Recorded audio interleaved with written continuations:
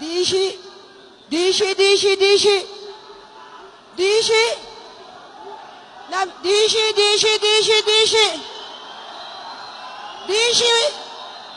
Namni dishi hojjechiifatu hin jiru ijo.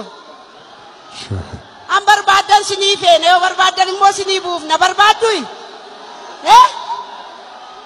Dishi namni feesifatu hin jiru.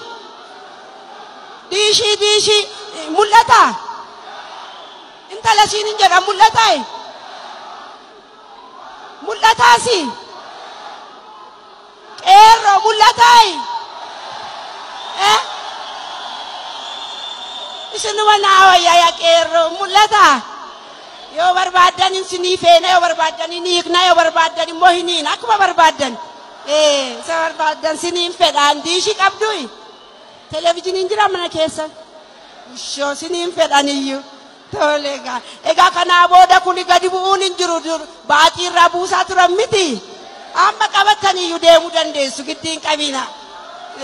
Maanta egaa Etiyye akka mooltan etiyye. Ateeteen kee boroon qabatin ammasiif itiyyeen ta'an ani ijoollee kaleessaati. Tole isinin barbaade. Maaliif?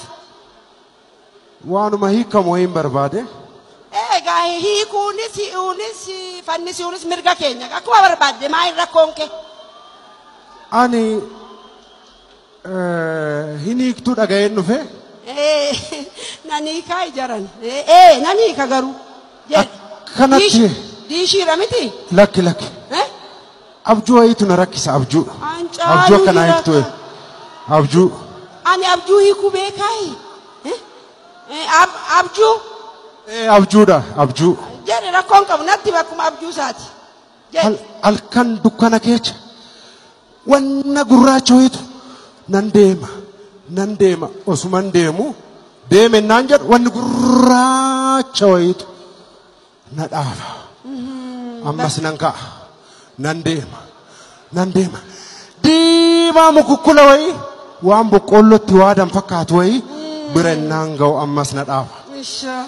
Ammas immoo deeme naan jedhu adii urjii fakkaatu wayi adii kinoo duumecha fakkaatu wayi bira naan ga'u na dhaaba kuni maali? Abjuu gaariidhaam. Abjuu gaarii abjoota. Alaabaa abbaa gadaa. OMN barreeffame. Ela abbaan gadaa. Ugaa dubbata. Miti aan keenyas immoo akkasuma ugaa dubbata miti jarana. Abjuu gaarii. Kan biraa immoo itiyyee. Itiyyee naan hin jedhin ateeteen kee bor. Itiyyeen jedhin taloo durboo'e. Itiyyee naan hin jedhin. Biyya alaa deemtanii beektu? Si'a baay'een deeme. Baay'ee. Asin kunoo gaara mul'ataan deeme. Achi immoo deemeen cillimoo deeme. Achi immoo dambidoolloon dhaqeema. Afaan warra adii kana hoo dandeessu? Afaan warra adii Ingiliif.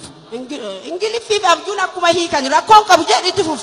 Rakkoon qabu. Egaa abjuun Ingiliffaan arge kun baay'ee namatti ulfaata rakkisaadha garuu gabaabaa daqiiqaan isaa gabaabaa ta'uu isaatu na fayyade malee nan deema stop.